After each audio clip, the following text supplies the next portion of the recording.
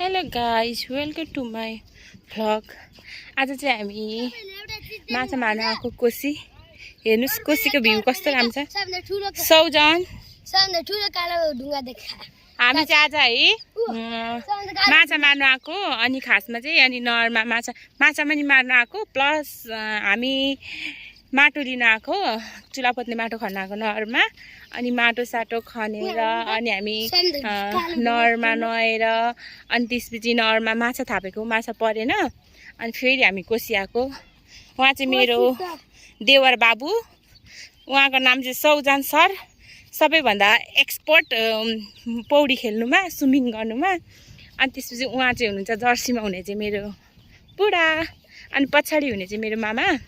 हामी चाहिँ अब हेर्नुहोस् यहाँ कोसीमा आइरहेको छौँ माछा मार्नका लागि। कस्तो राम्रो भ्यू छ, भ्यू हेर्नु न। तपाईँहरूलाई मैले यो कोसीको नजारा देखाउनुको लागि भिडियो बनाएको। हुन त म भिडियोहरू बनाउँदिनँ, त्यही पनि ट्राई गरेको मैले पनि तपाईँहरूलाई यस्तो सुन्दर यो कोसीको नजारा हेर्नुहोस् भनेर। अब पर हेर्नुहोस्, पर देखिन्छ कि देखिँदैन, पर नाउ आउनु पर हेर्नुभयो नि, नाउ ल्याउँदै हुनुहुन्छ। यहाँ चाहिँ हाम्रो चिनेको दाईहरू हुनुहुन्छ नाउ, अनि त्यही भएर त्यो नाउ अनि हामीलाई लिनु आउनुभएको। हामी पारी गएर माछा थापेर फेरि आउँछौँ। यहाँ हेर्नु न कस्तो रमाइलो भइरहेछ। सौजान सरलाई मेरो देवर बाबु हेर्नु त, तपाईँहरूलाई कस्तो कति कोसी आएर यहाँ यसरी बालुवातिर खेल्नेलाई कति याद आइरहेको होला। हेर्नु न बालुवा, हेर्नु कस्तो राम्रो छ। मेरो बुढा त झन् यो भएन जर्सीमा, कस्तो राम्रो देखेको नि। यो दाउराहरू चाहिँ यहाँ कोसीमा बगाएर ल्याउँछ नि, त्यति बेला निकाल्नुहुन्छ अनि सेल गर्नु हुँदो रहेछ। जोस् यसरी निकालेर अनि उता पारी पनि दाउराहरू छ थुप्रो, अनि यता ल्याउनु हुँदो रहेछ पारीबाट, अनि बेच्नु हुँदो रहेछ। अब सौजानले हान्नु रहेछ, कस्तो राम्रो देखेको। हेर्नुहोस् भ्यू, कस्तो नजारा। म भिडियो बनाउँदिनँ भन्दा नि मलाई यहाँको हेरेर यस्तो बनाउनु मन लाग्यो कि यस्तो राम्रो देखेको। ओ माई गड, तपाईँहरू पनि आउनु होला। अहिले त अब बर्खा पनि लाग्न स्टार्ट भयो। अहिले बर्खामा चाहिँ अब नआउनुहोस्, किनभने पानी बाढीहरू आउँछ। अब बर्खा सिद्धिसकेपछि चाहिँ यहाँको भ्यू हेर्न, यहाँनिर पिकनिक खान एकदम रमाइलो। प्लस स्विमिङ पनि तपाईँहरूले फ्रीमा पाउनुहुन्छ, त्यही पनि यस्तो कसैले जम्मा गरेको पानी पनि होइन, यो के भन्छ प्राकृतिक यो बगिरहेको पानी कोसी। त्यही पनि यस्तो शुद्ध। कोसी भन्ने बित्तिकै मान्छेले कोसीमा नुहाउनको लागि कहाँबाट आउँछ। त्यही भएर कोसीतिर आउनुहोस्, यस्तो राम्रो नजारा देखिन्छ। ओ माई गड, यस्तो राम्रो भ्यू हेर्नु न। तपाईँहरूले कति पैसा खर्च गरेर यस्तो भ्यू हेर्न जानुपर्छ होला क्या। तर यो कोसी भनेको त अब धेरै उयो पर्दैन, हाम्रो त झन् घरै त्यहीँ हो, टाढो पनि पर्दैन। हामी भनेको त आउने जाने भइ नै राख्छ। र पनि म प्रायः कति आइरहेको छु, र पनि मलाई त्यही पनि मलाई यहाँको भ्यू यस्तो मनपर्छ। आइराखौँ जस्तो यहाँ आएपछि फाल्टो छुट्टै अर्कै फिल हुने क्या।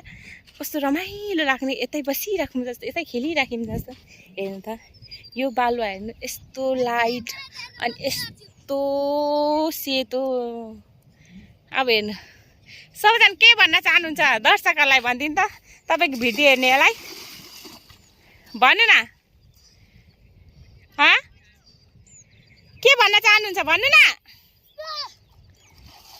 अब सौजान सरले केही पनि भन्नु भएन। म एकदम अहिले पौडी खेल्नुमा व्यस्त हुनुहुन्छ। हेर्नु त नाउ आइसकिसक्यो। अब हामी नाउमा पारी जान्छौँ। अनि हामी वहाँनिर गएर मामाले माछा थाप्नुहुन्छ जालमा, अनि हामी एकछिन त्यहाँनिर पौडी खेल्छौँ, अनि यसो हेर्छौँ त्यहाँनिर यताउति रमाइलो। अनि त्यसपछि फेरि हामी घर जान्छौँ। अब 5 बज्न पनि लागिसक्यो। अब खासै धेरै टाइम त हामी बस्दैनौँ। हेर्नु ओ माई गड, यस्तो राम्रो भ्यू। मलाई त यस्तो अहिले नै मलाई त यस्तो आनन्द क्या, एकदम आनन्द। कस्तो रमाइलो बसिराख्यौँ, हेरिराख्यौँ जस्तो। यो पानी बगेको तपाईँहरूलाई म बयानै गर्न सक्दिनँ क्या। यो कोसी म यहीँ मेरो घरबाट पनि म कतिचोटि म्याक्सिमम् म आइ नै राख्छु क्या कोसी चाहिँ। अरू ठाउँ भन्दा मलाई यो कोसीमा आउनु मन पनि लाग्छ र रहर पनि लाग्छ। र आएपछि फाल्टो छुट्टै फिल क्या, छुट्टै आनन्द। त्यही भएर म यहाँ आइरहेको छु। हेर्नु मेरो बुढा अनि मामा आउनुहुँदैछ। पुरा माछा के भन्छ, माछा मार्नेलाई के भन्छ, माझी दाईहरू आउनुहुँदैछ। हाम्रो नेपालको टप माझी दाईहरू नेपालको टप माझी दाईहरू आउनुहुँदैछ। माछा देखाइदिनु त मामा, कति भयो माछा? ए नरमा यति नै परेको माछा। अब कोसीमा यहाँ मामाले माछा खतरा मारेर आज। तपाईँहरूलाई पनि कोसीको माछा मनपर्छ भने हामीलाई सम्झिनु होला। हामी माछा मार्दैछौँ आज। तपाईँहरूलाई एकदम भेराइटी बनाएर खुवाउनुहुन्छ मेरो बुढाले। म त बनाउँदिनँ, मलाई कुकिङमा खासै इन्ट्रेस्ट लाग्दैन, मलाई झ्याउ लाग्छ। त्यही भएर मेरो बुढाले बनाउनुहुन्छ।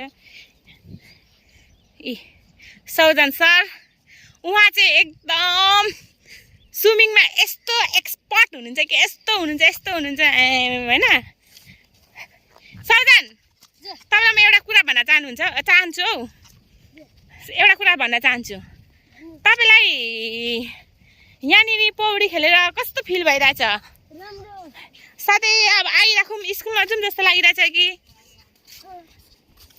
अब नाउँ आउँदैछ, अब हामी नाउँमा जाने हो स्विमिङ गर्नलाई पारिपट्टि। अनि त्यहाँ थुपारी राखेको छ नि दाउरा, हो त्यो दाउरा, त्यो दाउरा हामी हेर्नलाई कसको भनेर सोध्नलाई। अनि म पनि कोसीमा पौडी खेलेर जाने हो, किनभने कोसीमा पौडी खेल्यो भने एकदम राम्रो। हेर्नु देखाइदिनु त पोच, हेर्नु त। ओ माई गड, त्यस्तो राम्रो देखेको, हिरो जस्तो देख्यो त तपाईँलाई त। कस्तो राम्रो देख्यो खै म एउटा भिडियो बनाइदिन्छु यस्तो गरेर ट्यान्टान, यस्तो हिरोको पोज। यहाँ हेर्नु यहाँको ढुङ्गा, ओ माई गड। अरू त के भन्नुहुन्छ, यहाँको ढुङ्गा हेर्नु न, टिपेर गोजी नै भरि हालेर लैजाऊँ जस्तो फिल हुन्छ मलाई। अस्ति आउँदा नि मैले कति ढुङ्गा लगेर गएको कोसीको, किनभने गमलामा हाल्नलाई यस्तो राम्रो देखिन्छ कि। त्यही भएर अस्ति पनि मैले लगेर गएको।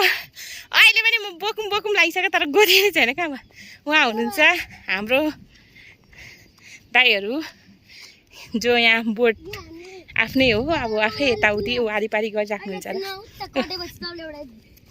के देखाउनु त? हेर्नु त लु।